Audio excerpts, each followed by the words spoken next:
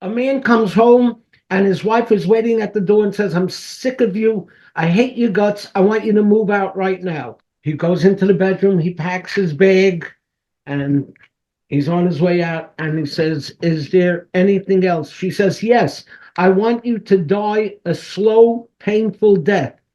And he says, oh, you want me to stay? Now, you see, I can start a Yiska sermon with that. Many of us might feel this way at times, but I don't know.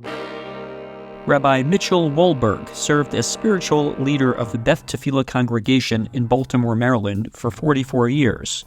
The master of the sermon, Rabbi Wohlberg is famous for his inspiring and insightful sermons read by thousands the world over.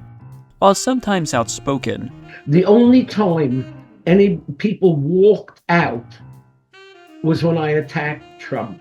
And I said, I see there are some people who are walking out, gay, gesund hate. But they came back. Rabbi Wohlberg is also renowned for his warmth, his humor, and his extraordinary pastoral concern for the members of his congregation. If you were sick, before you were admitted to the hospital, I was already there to visit you. At the time of death, I wrote a eulogy as if I had lived in the person's bedroom all my life. A consummate professional, Rabbi Wohlberg commits to writing beforehand everything he's going to say in the sermon. Every single word that I am going to speak, every sermon, every bar and bat mitzvah charge, every wedding address, every funeral, every single word.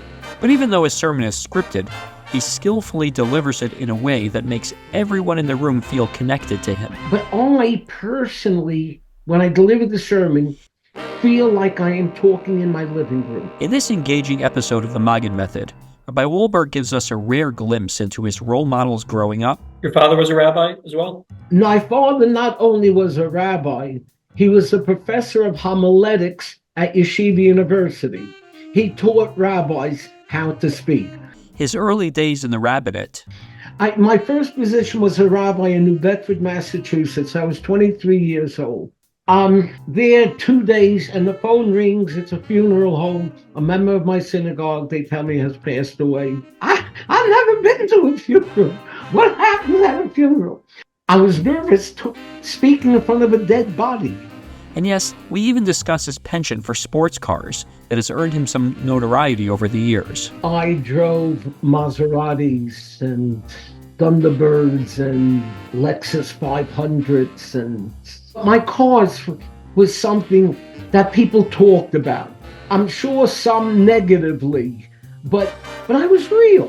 While he may seem larger than life from behind the pulpit, Rabbi Wohlberg's congregants know that really he's a down-to-earth, relatable, and caring friend that understands them, and that is the secret of his success.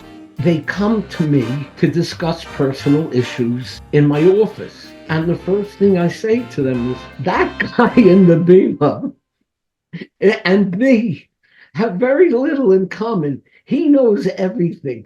I struggle with all the issues that he's talking about. I learned so much from my conversation with Rabbi Mitchell Wohlberg, and I'm sure you will too.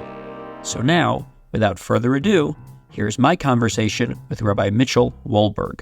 Good morning. How are you? I am fine. Who are you?